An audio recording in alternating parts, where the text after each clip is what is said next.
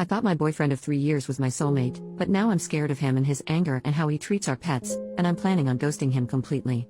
I, 24F, will try to keep this as short as possible because I feel a lot of what's going through my brain is nonsense rambling. But my boyfriend, 23M, and I met at work nearly 4 years ago. We hit it off right away and formed a really close friendship. We didn't get together until a year later after we went through our own respective breakups. I was so happy after we got together. I felt like I had met my soulmate. He was almost everything I wanted in a man. I started to rethink that in the last month or so. For some context, my boyfriend had kept in contact with his ex even after I made it clear I was uncomfortable with it. After a while I stopped bringing it up because I knew what the answer would be. After a conversation with my sister, I brought it up one more time about 2 months ago. He told me that he had already blocked her. I had never felt more happy and felt a positive shift in our relationship. Too bad it was a lie. About a month or so ago I came home with this gut feeling that something was off with him. So for the first time in my life I looked through a partner's phone. The messages were innocent enough but spanned back far enough to tell me he lied about it ever blocking her.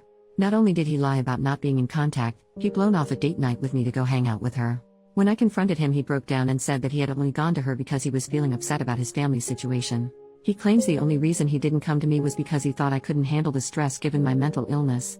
At the time I wanted to work it out and forgave him under the condition that he blocked her and came to me about his issues. He got better about telling me things, and as far as I knew he had her blocked. Well, the other night he said he was going out with some friends and would be home late.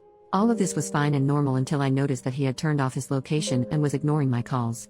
He says that he left his phone in his car and turned off his location by accident. But given that I have more than 2 brain cells, I know he's lying. He got a brand new phone and it has been glued to his hand since he got it, so him leaving it his car seems so unlikely to me. These 2 events aren't the reason for me wanting to leave but rather the catalyst. After both of these things happened, I started looking a little too closely and have noticed some concerning behaviors. The first being I don't think he actually likes me as a person. He talks about how much he loves me, but a lot of his compliments are rooted in my appearance. He says he thinks I'm smart, but whenever I say something that he doesn't really agree with, I'm stupid for thinking that. He's constantly telling me how much the gifts he gets me are despite me asking him not to because it makes me feel bad for not being able to afford the same caliber of gift for him. Our sense of humor is rooted in being slightly mean to each other. With that sense of humor, we're bound to hit a small nerve every now and then. When I hit a nerve he tells me and I stop bringing it up, but when I let him know that he made fun of a big insecurity he continues to make the same jokes. To make matters worse, the jokes aren't even that funny. Those are small behaviors I feel can go overlooked, but the following are more serious and have been a big fight between my boyfriend and I. The first one being his anger. No matter the situation, if there is any kind of inconvenience he defaults to anger. Small disagreements escalate to full-blown fights because he gets angry and doesn't let me share my thoughts on the situation. And big fights turn scary. We have only ever gotten into 2 or 3 really big fights, but they have all left me feeling scared of him for a few hours following. Now onto the most serious in my opinion, his treatment of our animals. He came into the relationship with a dog and we just got a new puppy a few months ago. When the dogs chew on something or run up the street after a squirrel or whatever, he hits them. I'm not talking about a pop on the nose, I mean our puppy will scream his head off because my boyfriend is so incredibly mean to him. In an attempt to keep the violence to a minimum, I took over their punishments. It's worked for the most part, but there are moments where he gets to them first and I always feel so guilty.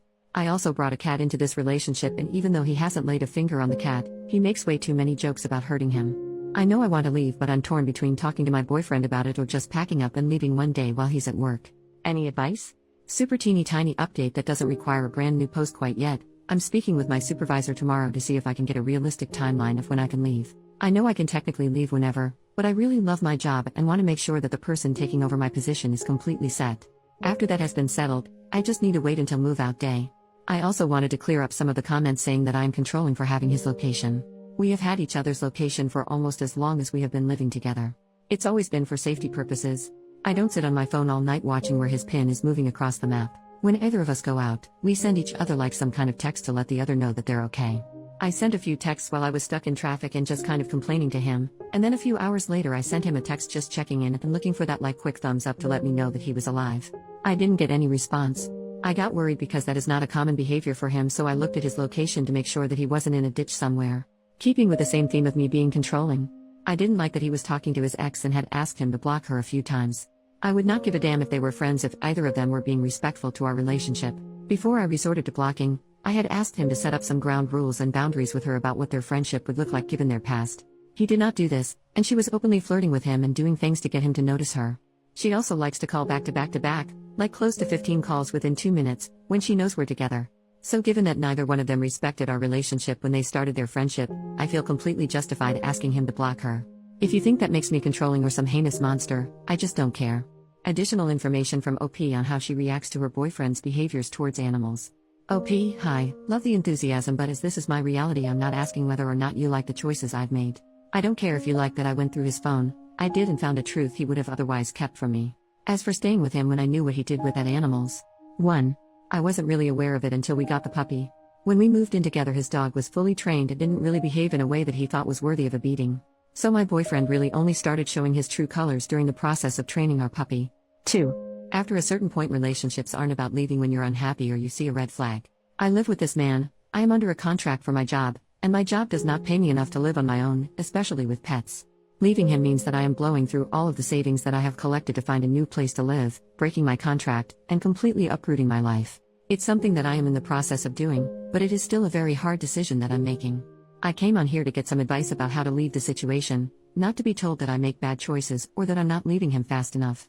Update: it's been a few weeks since my initial post. This update is not very interesting, but a lot of people wanted to know. At the end of my last post, I had settled on leaving with my pets and was just waiting on move-out day. Move-out day came quicker than expected. Nothing escalated to a dangerous degree, but his behavior changed a lot. Suddenly he was being so incredibly sweet and was talking a lot about commitment. During our last conversation, he was ready to go down to the courthouse and get married right that second. I'm not sure if this is what love bombing is or if it was just him being desperate because he sensed I was pulling away. After that conversation, I knew if I stayed, nothing good would come out of it. So, I called my family to come help me move out after he left for work. I was able to get out safely with my cat and puppy. I wound up sending a message kind of explaining why I left and asking him to never contact me again before blocking him on everything. So far, he's only tried to call me from a different number once. If he continues to reach out, I plan to talk to local law enforcement to see if a restraining order is possible. I'm not a fan of how everything ended, but I am glad to be out of that situation and somewhere safe where I can learn who I am outside of him. Relevant comment: OP should get a restraining order against her ex so he can't come near her. OP, in my state you can't get a restraining order unless there is a proven history of violence or stalking. So a restraining order won't be likely unless he finds me. Yes, we live together and I feel like it would be different if I was still in the area where we lived. However, I wound up moving to the other side of our state. So in order for him to come find me in person, he would have to drive hours. Regardless of him claiming forgotten items or whatever, the distance he would have to drive would be considered stalking in my state, which would definitely make getting a restraining order just a teeny tiny bit easier. I'm not under any impression that it's super duper easy to get a restraining order, but if he were to try and come in person, that would at least be worthy of a temporary protection order in my state. Which that would only protect me for about 6 months to a year, but definitely better than nothing if it comes to it. Commenter number 2, were you able to take the puppy given to your ex? OP, I took the puppy and the cat. I couldn't take his dog because of legal stuff, but I did leave a message with animal welfare. However, I'm not sure if he got a call or a visit or whatever. I wish I knew more.